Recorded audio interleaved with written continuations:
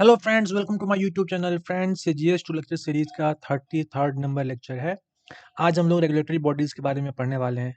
Friends, आशा है कि आज से पहले जो भी वीडियोज आए हैं उसको आप सबने देख लिया होगा और उसके नोट्स भी बना लिए होंगे। अगर आपने नहीं बनाया है नोट्स या फिर वीडियोज नहीं देखे हैं तो प्ले लिस्ट में जाइए, वहाँ पे GS two complete mains course बना हुआ है। आप उसको खोलिए और जो भी वीडियोज नहीं देखे उसको देखिए और उसके नोट्स बना लीजिए। फ्रेंड्स, अगर ये वीडियो सीरीज से आपको कुछ भी फ़ायदा हो रहा है तो प्लीज़ इसको शेयर करना बिल्कुल मत भूलिएगा और साथ में सब्सक्राइब जरूर कर लीजिएगा। लाइक और कमेंट तो आप कर ही देंगे। तो फ्रेंड्स, आइए शुरू करते हैं आज का लेक्चर। ठीक है, देखिए, रेगुलेटरी बॉडी तो हम लोगों को पता है होता क्या है, जो रेगुलेट करता है कोई चीज़ को। ठीक है, अब देखिए, सबसे पहली चीज़ क्या है कि ये गवर्नमेंट एजेंसीज होती हैं। ठीक है, इट इज़ गवर्नमेंट एजेंसी या authorities which works towards the implementing rules and laws in specific sector to ensure smooth functioning of the entire sector.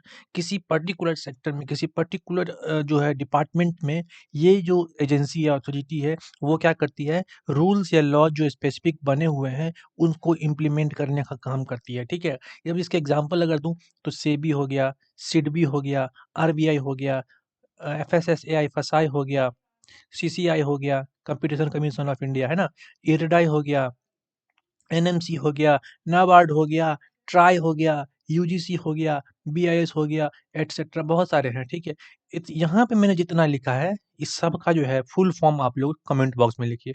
मैं इसलिए बोल रहा हूँ फुल फॉर्म लिखने के लिए क्योंकि एक बार यूपीएससी ने नीति आयोग में नीति का फुल फॉर्म पूछ लिया था। ठीक है, इसीलिए मैं कहता हूँ उसका फुल फॉर्म जरूर से आप कमेंट बॉक्स में लिखिए, कुछ वर्क आप भी कीजिए। ठीक है, चलिए आगे बढ़ते हैं। देखिए, सबसे पहले आप ये जानते हैं कि why do we need it. देखिए, रेगुलेटरी बॉडी का जो नीड है, सबसे पहला जो कारण है वो है to set standard that every player has to adopt. मतलब एक मानक को तय करने के, एक स्टैंडर्ड सेट करने के लिए, ताकि सब जितने भी उससे रिलेटेड जो भी लोग हैं, जो भी संस्थाएं हैं, जो भी ऑर्गेनाइजेशन है, सब जो है उसको अडॉप्ट करें उस स्टैंडर्ड को। ठीक है, तो एक तो ये बात हो गई। दूसरा ये है कि प्रोटेक्ट माइनॉरिटी स्टेक होल्डर्स, जैसे सेबी हो गया, तो securities and excise board of India है। तो यहाँ पे क्या होगा, जो माइनॉरिटी जो स्टेक होल्डर है, जिनको पास जो ऐसे ऐसे समूह जो माइनर है, ठीक है, मतलब एक हाशिए पे है, उनको भी प्रोटेक्ट करने का काम किया जा सके। मतलब ये भी रेगुलेटरी बॉडी का एक नीड, मतलब एक काम है। ठीक है, और क्या है, to ensure fair and healthy competition. अब ये कंपटीशन कमीशन ऑफ इंडिया इसका एग्जांपल है।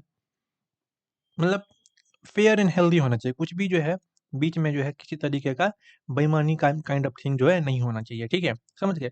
और क्या है, एवॉइड मोनोपोली, किसी का मोनोपोली नहीं चलना चाहिए। ठीक है, जो अगर मल्टीपल स्टेक होल्डर होंगे तो जो जो मार्केट है वो भी सही से चलेगा। किसी का मोनोपोली सही से नहीं होना, मतलब होना नहीं चाहिए। ठीक है, सबको बराबर बराबर जो है अधिकार मिलना चाहिए। तो ये चीज़ मोनोपोली को अवॉइड करने के लिए भी रेगुलेटरी बॉडी जो है वो प्रकाश में आता है। ठीक है, और क्या है, टू रिड्यूस इंफॉर्मेशन एसिमेट्री। अगर कोई इंफॉर्मेशन गलती प्रसारित हो रही है तो उसको भी रिड्यूस करने के लिए, इंफॉर्मेशन एसिमेट्री के लिए भी मतलब उसको रिड्यूस करने के लिए भी ये रेगुलेटरी बॉडीज जो है वो काम में आती हैं। ठीक है, उनका ये काम ये भी है, टू रिड्यूस इंफॉर्मेशन एसिमेट्री। ठीक है, चलिए आगे बढ़ते हैं। देखते हैं कि इंश्योर लेवल प्लेइंग फील्ड, एक लेवल प्लेइंग फील्ड होना चाहिए। जैसे मैंने कहा कि इक्वलिटी होनी चाहिए सब चीज़ में। ठीक है, इक्वलिटी और इक्विटी को तवज्जो देना है, तो ये भी उनका एक पॉइंट है जो आपको नोट डाउन करना है। ठीक है, और क्या है, to protect market abuse and market fail. देखिए, मार्केट एब्यूज और मार्केट फेलियर दोनों केस को प्रोटेक्ट करना है। मतलब ये हो गया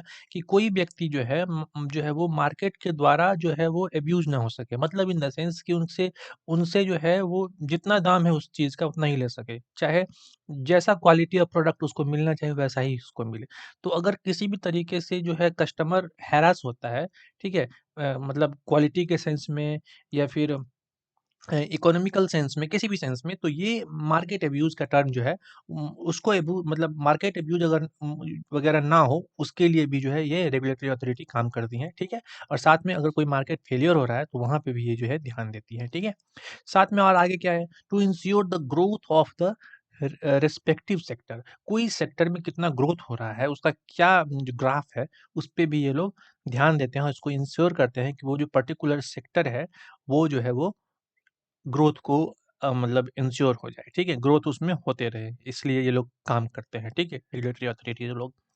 और क्या काम है? It act as a grievance redressal mechanism, ठीक है? मतलब कोई गड़बड़ी है, कोई शिकायत करना है तो उसका भी काम यहाँ पे होगा, ग्रीवेंस रिड्रेसल का भी काम यहाँ पे होगा, ठीक है? और क्या है? इश्यूइंग लाइसेंस, लाइसेंस को इश्यू करने का भी काम ये लोग करते हैं। तो इतना तरह का काम है, इसीलिए हमको ज़रूरत है किसकी? रेगुलेटरी बॉडी का, ठीक है? अब ये देखिए 10 के 10 जो मैंने बताए हैं, ये सब एक ही रेगुलेटरी अथॉरिटी में नहीं होगा, ठीक है? ज़रूरी नहीं है कि सब में होगा, हो भी सकता है, नहीं भी हो सकता है, कम भी हो सकते हैं इससे, ठीक है? तो ये चीज़ को ध्यान रखिएगा। कुछ ऐसे रेगुलेटरी बॉडी होंगे जो सिर्फ़ रेगुलराइज़ करेंगे, वो कुछ इश्यू वगैरह नहीं करेंगे, लाइसेंस वगैरह नहीं देंगे, वो बस देखने का काम करेंगे। कुछ होंगे जो इश्यू भी करेंगे, रेगुलराइज़ भी करेंगे, ठीक है? कुछ मतलब लॉ अगर इम्प्लीमेंट करना हो तो वो भी करेंगे, ग्रीवेंस रिडर्सल भी करेंगे। तो ये सब चीज़ को आपको ध्यान देना है, ठीक है? चलिए, जब आप स्पेसिफ़िक पढ़ेंगे ना सेबी के बारे में, सीसीआई के बारे में, इरडाई के बारे में, क्या कहते हैं और भी जितने भी टर्म मैंने बोले हैं आगे सबके बारे में, तो आपको क्लियर होता चला जाएगा, ठीक है? अब आइए कुछ इश्यूज़ के बारे में ज़रा देखते हैं। इश्यूज़ क्या है? पहला है ओवर रेगुलेशन, ठीक है? ओवर रेगुलेशन का मतलब हो गया कि जितना रेगुलेशन होना चाहिए उससे कहीं ज़्यादा रेगुलेशन। कहते हैं regulatory cholesterol led to policy paralysis. ये देखिए कितना अच्छा है। रेगुलेटरी कोलेस्टेरोल ये लिख लीजिएगा। मतलब वीडियो को पॉज़ करके नोट्स तो ज़रूर बना लीजिएगा, ठीक है? Regulatory cholesterol led to policy paralysis. ज़्यादा अगर आप मतलब रूल रेगुलेशन अगर बनाने लग जाइएगा तो पॉलिसी जो है पैरालाइज़ हो जाएगा, फिर वो सही से काम नहीं करेगा, ठीक है? तो इसलिए समझिएगा ओवर रेगुलेशन नहीं होना चाहिए, ये भी एक इश्यू है, ठीक है? ओवर रेगुलेशन का और क्या है? No transparency in appointment. जब अपॉइंटमेंट किया जाता है उसमें कोई तरह का ट्रांसपेरेंसी नहीं होता है, मतलब इनका इंडिपेंडेंट फंक्शन नहीं है, ठीक है? जो मतलब अपॉइंटमेंट का जो फंक्शन है, वो जो अपॉइंटमेंट जो करते हैं वो इंडिपेंडेंट तरीके से नहीं हो पाता है कई बार। मतलब उस संस्था में अगर आप सत्ता पार्टी के थोड़ा नज़दीकी हैं तो आपका अपॉइंटमेंट आसानी से हो जाएगा, या ऐसा जनरली देखा गया है, ठीक है? और क्या है? ओवरलैपिंग फंक्शंस जैसे कुछ ऐसे क्या कहते हैं रेगुलेटरी बॉडीज़ हैं जिसमें आप देखिएगा कि उनका फंक्शन जो है ओवरलैप हो रहा है। जैसे एनजीटी हो गया, नेशनल ग्रीन ट्रिब्यूनल हो गया और सीपीयूसीबी हो गया, ठीक है ना? पॉल्यूशन कंट्रोल बोर्ड जो सेंट्रल पॉल्यूशन कंट्रोल बोर्ड। इसमें क्या हो गया, ये दोनों का आप देखिए पॉल्यूशन से रिलेटेड काम हो गया, पर्यावरण से रिलेटेड, ठीक है? तो अब दोनों का जो फंक्शन है वो ओवरलैप हो रहा है। तो कई बार जो है एक दूसरे के एरिया में ये लोग इंटर कर जाते हैं, ठीक है? समझ गए इस चीज़ को? हाँ, मतलब अपना एरिया को क्रॉस कर जाते हैं। कई बार जो है और कई बार ये भी क्लियर नहीं होता है कि ये किसके एरिया में जो कोई वर्क कर रहे हैं, वो किसके एरिया का काम है, किसको ये काम रियली में करना चाहिए, दोनों को करना चाहिए, है ना? या दोनों में से किसी एक को करना चाहिए, तो ये भी कई बार क्लियर होने में थोड़ा-सा डिफ़िकल्टी होती है, तो ये भी एक इश्यू है। तो कहने का मतलब है कि जो आप एरिया डिवाइड करते हैं कोई काम का, तो वो दायरा आप जो है क्लियर करके रखिए कि किसका क्या काम है, वो क्लियर होना चाहिए। और क्या है, रिकमेंडेशन आर नॉट बाइंडिंग जो हाँ, ये जो रिकमेंड जो मतलब ये जो रेगुलेटरी अथॉरिटी होते हैं, ये रेगुलेटरी अथॉरिटी कई बार जब रिकमेंडेशन देते हैं तो ये बाइंडिंग नहीं होता। अब इसका मतलब ये नहीं है कि ज़रूरी नहीं है कि बाइंडिंग नहीं ही होगा। कुछ ऐसे रेगुलेटरी अथॉरिटी हैं जिनका रिकमेंडेशन बाइंडिंग भी होता है, लेकिन जनरली बाइंडिंग मतलब अगर ओवरऑल एक एक जनरलाइज़ेशन की बात करें, तो जनरली सबकी अगर बात करें तो बाइंडिंग नहीं होता है। कुछ है जिसके बाइंडिंग भी होते हैं, 1-2 है, ठीक है? चलिए, तो इन्फोर्स नहीं हो पाता है सही से, अगर बाइंडिंग नहीं होगा तो इन्फोर्स भी सही से नहीं होगा, ये भी याद रखिएगा। चलिए आगे बढ़ते हैं। करप्शन क्या हो गया? करप्शन भी बहुत ज़्यादा इसमें देखा जाता है, ठीक है? पहला देखिए जैसे मेडिकल काउंसिल ऑफ इंडिया जो है एमसीआई जो है, led to growth of private college rather than government college, ये भी देखा गया। अब कैसे क्यों ऐसा हो रहा है? अब जो उसके आगे जो चेयरपर्सन है, उसको आप मतलब मैनेज कर लीजिएगा तो यही सब होगा ना। समझ रहे हैं? तो मेडिकल कॉलेज ऑफ जो मेडिकल काउंसिल ऑफ इंडिया जो उसमें ये देखा गया है कि प्राइवेट कॉलेज का ग्रोथ हो रहा है, जबकि गवर्नमेंट कॉलेज का ग्रोथ सही से नहीं हो रहा है। तो अब इसका जो कारण जो है उसका जाँच होना चाहिए। तो करप्शन कहीं न कहीं इसका कारण है। और क्या है लैक ऑफ अकाउंटेबिलिटी, ये तो सब में आप लिख सकते हैं अकाउंटेबिलिटी की कमी है ना, ज़िम्मेदारी कोई नहीं लेता है, कोई अगर फेल्योर होता है तो। और क्या हो गया कॉन्फ्लिक्ट ऑफ इंटरेस्ट, हाँ, कॉन्फ्लिक्ट ऑफ इंटरेस्ट भी जो है एक एक इश्यू है, ठीक है? जैसे ब्यूरोक्रेट्स को अपॉइंट करने करने से क्या होगा उनका जो है इंटरेस्ट जो है वो मतलब कॉन्फ्लिक्ट ऑफ इंटरेस्ट में वो लोग आ जाते हैं। मतलब उनको ये क्लियर नहीं हो पाता है कि कौन सा काम उनको सही से करना है, समझ गए इसी को? और कई बार जो है पर्सनल बेनिफिट के लिए भी ये लोग काम कर पाते हैं, कर लेते हैं, ठीक है? और क्या सिलेक्शन ऑफ नॉन एक्सपर्ट्स और जनरलिस्ट, कई बार नॉन एक्सपर्ट्स को या जनरलिस्ट लोगों को सेलेक्ट कर लेते हैं। जैसे सीबीएफसी है, चेयरपर्सन इज पब्लिक लीडर है, पॉलिटिकल लीडर हो जाएगा, ठीक है? अब क्या कहना है मतलब इसको, अब सीबीएफसी है तब उसको आप इसका जो चेयरपर्सन उसको आप पॉलिटिकल लीडर को आप मतलब एज़ अ चेयरपर्सन आप रख लीजिएगा। तो उसको तो एक एक्सपर्ट होना चाहिए ना, समझ गए इस चीज़ को? समझ गए इस चीज़ को? हाँ, चलिए आगे बढ़ते हैं। देखिए ineffective review system. Ineffective review system का मतलब ये है कि जो रिव्यू करते हैं वो लोग, उनका सिस्टम इनइफेक्टिव है, मतलब रिव्यू सही से नहीं करते हैं, और जो करते भी हैं तो उस रिकमेंडेशन को कोई फॉलो जनरली करता नहीं है, तो ये भी एक इशू है। और क्या इशू है? Lack of coordination between regulatory bodies. हाँ, दो अगर अगर कोई काम है जो दो दो के हिस्से में पड़ता है, तो इन दोनों का जो है वो सही से जो है मतलब कोऑर्डिनेशन नहीं होता, तालमेल सही से दोनों के बीच में नहीं बैठता, इसलिए काम सही से हो नहीं पाता है। अब ये सपोज कर लीजिए रोड बनाने का काम है किसी का, और वहीं पे लैंप पोस्ट का काम है, लाइटिंग वाला काम है। तो अब क्या करेगा, पहले लैंप लगा देगा, फिर रोड तोड़ेगा तो ये भी उखाड़ देगा। बात समझ आए? तो कोऑर्डिनेशन नहीं हो रहा है किसी एक। तो इसीलिए मतलब ऐसा होना चाहिए कि भई रोड सही से बन जाए, तब नाली बने, उसके बाद में जो है लैंप पोस्ट खड़ा करें। तो ये सब मतलब मैं एक एग्ज़ाम्पल दे रहा हूँ, तो मतलब कोऑर्डिनेशन होना चाहिए सब चीज़ में, ताकि रिसोर्स भी सही से उसका यूज़ हो सके, सही ढंग से यूज़ हो सके। और क्या है? Poor parliamentary oversight over there functioning. Parliamentary oversight भी उनका बहुत बहुत ही ज़्यादा ये है, पुअर है, ठीक है? समझ गए इस चीज़ को? आगे चलिए बढ़ते हैं। और क्या है? Populist pressures. हाँ, पॉपुलिस्ट प्रेशर्स भी देखा जाता है ना? ये भी चीज़ आपको ध्यान में रखना होगा। मतलब जो लोक लुभावन चीज़ें हैं ना, उसके बारे में ज़्यादा बात करते हैं, ठीक है? एज़ कम्पेयर टू जो सत्ता से रिलेटेड चीज़ है, जो ऐसा चीज़ जो मतलब रियली में करना चाहिए, उस पे ध्यान नहीं दिया जाता है, ठीक है? मतलब क्या कहते हैं, जन के सुविधाओं के लिए, ठीक है? जन सुविधा हेतु जो काम किए जाने चाहिए, रियल में वो नहीं। लेकिन जो पॉपुलिस्ट मेजर है, जो लोक लुभावन चीज़ें हैं, अब किसी को मान लीजिए काम करवाना है, तो अब इलेक्शन का टाइम आएगा तो वो जो है पैसा के दम पे अपना अ, कुछ भी बँटवाने लग जाएगा, टीवी, चाहे खाना, चाहे राशन, कुछ भी। तो पॉपुलिस्ट मेजर ज़्यादा लिया जाता है, सही है, ठीक है? तो ये भी चीज़ देखा जाता है। तो अब मान लीजिए कोई लीडर है जो उस पर्टिकुलर रेगुलेटरी अथॉरिटी का कुछ अच्छे पोस्ट पे है, तो उसको तो काम ना करना चाहिए उस रेगुलेटरी अथॉरिटी से, वो पार्टी को बढ़ाने लगता है। तो इस चीज़ को समझना भी ज़रूरी है, ठीक है?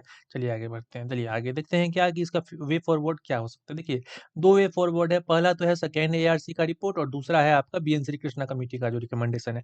तो ये जो सेकंड एआरसी का जो है, उसमें पहला कहते हैं, पहला पॉइंट है इसका ये, कि before appointment to any regulatory bodies, need of proper analysis and detail review is necessary. देखिए समझिए कि किसी भी रेगुलेटरी बॉडी का जो अपॉइंटमेंट होगा, रेगुलेटरी बॉडी में अगर अपॉइंटमेंट होगा, तो उससे पहले उसका प्रॉपर एनालिसिस होना चाहिए, उसका डिटेल रिव्यू जो है वो नेसेसरी होना चाहिए, सेकंड एआरसी ने कहा था, ठीक है? और क्या है? क्लियर कट ऑब्जेक्टिव बताया पता होना चाहिए कि आपका ऑब्जेक्टिव क्या है, ये क्लियर कट होना चाहिए।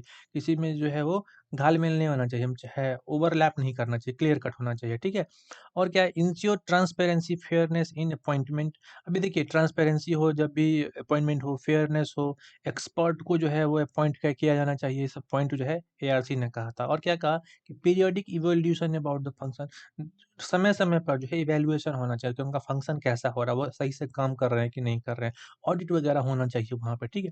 और क्या है? Need of parliamentary oversight by respected department. जो भी डिपार्टमेंट से रिलेटेड है, वहाँ पे पार्लियामेंट्री ओवरसाइट होना चाहिए। और एक चीज़ समझिए कि पार्लियामेंट में अगर इस चीज़ की चर्चा नहीं होगी कि कौन-सा डिपार्टमेंट कैसा काम कर रहा है, तो ये भी गलत है। उससे रिलेटेड जो मिनिस्टर लोग हैं, उनको जो है उसके बारे में देखना चाहिए। समझ गए इस चीज़ को? हाँ, ये बात? चलिए आगे देखिए, बीएन श्रीकृष्णा कमेटी का जो रिपोर्ट था, उसमें बीएन श्रीकृष्णा कमेटी ने क्या कहा था? उन्होंने कहा था कि यूनिफाइड रेगुलेटरी बॉडी बनाया जाना चाहिए, ठीक है? जिससे कि जो फाइनेंशियल सेक्टर है उसमें सुधार हो सके। तो ये भी आप पॉइंट जो है वो नोट डाउन कर लीजिएगा। Unified regulatory body for financial sector को गठन होना चाहिए, इसका जो है और ऑर्गेनाइज़ करना चाहिए ऐसा, ठीक है? तो ये समझ में आ गया होगा। देखिए कंक्लूजन जो है आप अपने मन से भी लिख सकते हैं, लेकिन मैंने आपको एक ब्रीफ आइडिया दे दिया। क्या लिखा मैंने? Given the globalized world, it is essential that regulatory bodies are empowered to steer regulation to make various various sector of the economy smooth and robust. It becomes imperative to ensure both functional and financial autonomy of such bodies. There should be decrease in interfere and political interference and procedural bottlenecks of these entities. There is a need of site change, that is from regular to facilitator and from interference to independence. ठीक है, ये एक मैंने तरीका दे दिया है। अब इसका मैं मीनिंग आपको बता देता हूँ क्या है मैंने लिखा है कि मैंने कहा कि ये देखिए पूरा वर्ल्ड क्या है, ग्लोबलाइज्ड हो चुका है, ठीक है? ग्लोबलाइज्ड वर्ल्ड है, ठीक है? तो एसेंशियल क्या है यहाँ पे कि रेगुलेटरी बॉडी जो होना चाहिए वो एम्पावर होना चाहिए। जिससे जो भी उनको रेगुलेशन है वो सही से उसका जो है वो इम्प्लीमेंटेशन और पालन वगैरह चाहिए, और सही से जो है डिफरेंट डिफरेंट सेक्टर में जो है स्मूथ इकोनॉमी जो है वो होना चाहिए, और साथ में ही मजबूत भी होना चाहिए उनका जो भी रूल वगैरह जो एम्पावर करने के लिए उनको दिया गया है, ठीक है? इसके साथ में it becomes imperative to ensure both functional and financial autonomy. इनको फंक्शनल और फाइनेंशियल ऑटोनॉमी दिया जाना चाहिए ऐसी बॉडी को। साथ में ही जो है पॉलिटिकल इंटरफेरेंस में डिक्रीज होना चाहिए, और प्रोसीजरल बॉटम नेक जो है वो भी कम होना चाहिए, ठीक है? साथ में भी नीड क्या है आज का, कि थोड़ा सा चेंज करने का जरूरत है, जिससे कि जो रेगुलेटर जो है वो फैसिलिटेटर बन जाए, और जो इंटरफेरेंस का जो जनरली परफॉर्म ये क्या कहते हैं फेनोमेना है, वो इंडिपेंडेंस का फेनोमेना हो। मतलब इंटरफेरेंस से अच्छा इंडिपेंडेंस होना चाहिए, और रेगुलेटर से अच्छा फैसिलिटेटर होना चाहिए। मतलब एक रेगुलेटर को फैसिलिटेटर बनाने की आवश्यकता है, और इंटरफेरेंस करने वाले को इंडिपेंडेंस देने की आवश्यकता है। तो समझ में आएगी। सो इस बात को आप समझ गए होंगे। क्या कंक्लूजन को बस आप पॉज करके लिख लीजिएगा, 2-4 बार पढ़िएगा, याद हो जाएगा, ठीक है? तो आज के लेक्चर में इतना ही। Please like, share, comment and subscribe, and do not forget to join our Telegram group. ये जो स्कैनर कोड है, इसको कोड को स्कैन करके आप क्यूआर कोड को स्कैन करके आप ज्वाइन कर सकते हैं टेलीग्राम ग्रुप को। अगर नहीं तो आप डिस्क्रिप्शन बॉक्स में भी इसका लिंक दिया हुआ है, वहाँ से भी आप ज्वाइन कर सकते हैं। तो आज के लेक्चर में इतना ही बस। Take care, bye bye, all the very best for the future.